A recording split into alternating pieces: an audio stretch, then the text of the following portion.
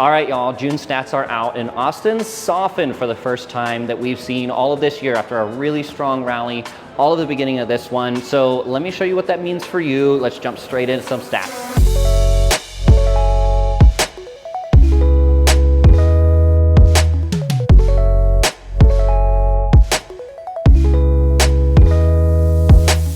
What's going on, y'all? It's Mason Bleasdell, your Austin real estate agent, and we are back for another monthly stats update. And this is really interesting because we are getting a little bit soft, but before I talk about it, we're at the GOAT. Great name for a place here in Pflugerville. It's a restaurant. There's an arcade. It's not open yet, but this place just opened. Arcade's opening up upstairs. There's a coffee shop. It's actually really, really cool. I've been looking forward. I drive past here almost every day, and I've been looking forward to this opening for a little while. So pretty cool, and thank you to them for allowing us to film this here today. But I want to talk some stats for June. Now we're looking at some closed statistics, and we're starting to see Austin softening a little bit after a pretty strong rally upwards for the first half of the year.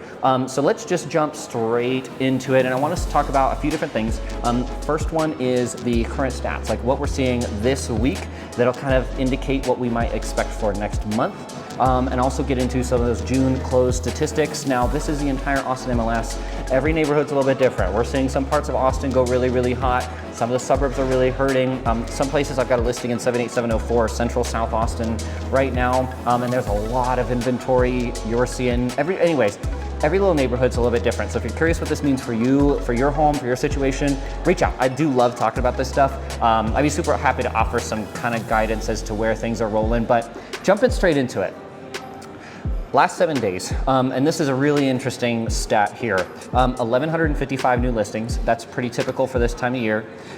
We only saw 868 homes go pending. That's pretty far down from where we're used to seeing. We're used to seeing that new and pending home ratio right around the same. So very interesting there, and way up on the price drops. We had 2,058 price drops in the last 7 days.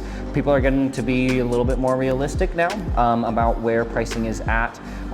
In my own personal experience with my own listings right now, definitely buyer showings volume is down from what it was just a couple of months ago. Of course, it was really hectic for a brief period in the beginning of the year. Rates were right around the 6s.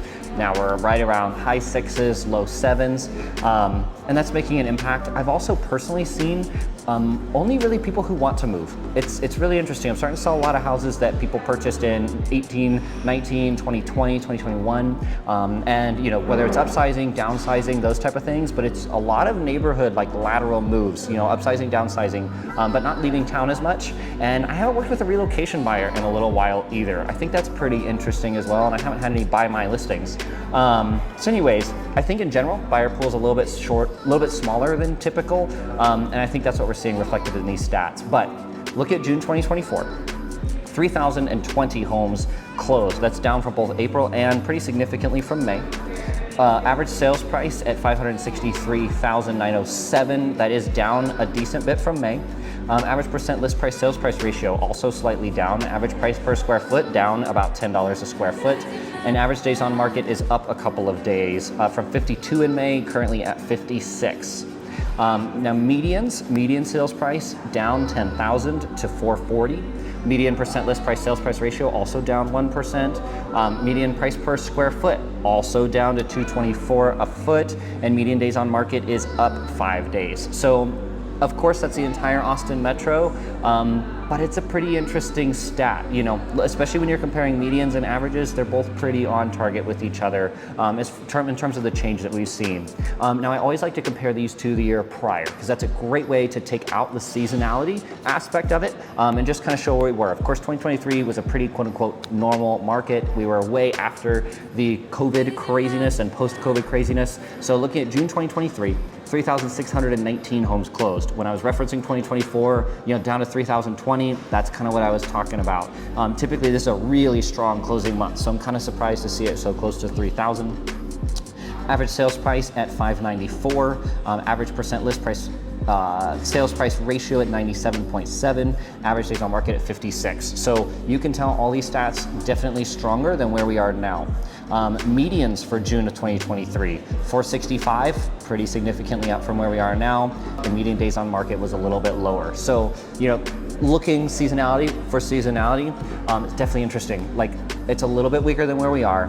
By no means does this mean homes are impossible to sell, but we do also have the highest statistical inventory that we've had in 14 years on the Austin MLS. That means more homes to choose from. I've been working really hard with my sellers to do all the prep work ahead of time, make it as move-in ready as possible. If we can, move some furniture around, move some furniture out, just to show it as best as possible. We're really having to flex those muscles to make houses stand out, because we know that every buyer is comparing it to multiple other homes. And when you've got a lot of inventory to choose from, it can come down to little things like one closet size being bigger than another. That can be incredibly frustrating for some sellers, but it does mean the buyers get to pick the perfect home for them, which just means on the seller side, we've got to really work together to make that house perfect, to stand out as best as we can. Staging is a really big one for those kind of things.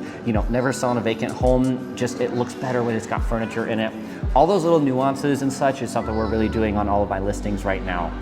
But if you're curious what this means for you, for your house, for your neighborhood, exactly what we're looking at, reach out. I'd love to chat about this stuff. If I can be any help to you, if you're looking to sell, please don't think that all hope is lost.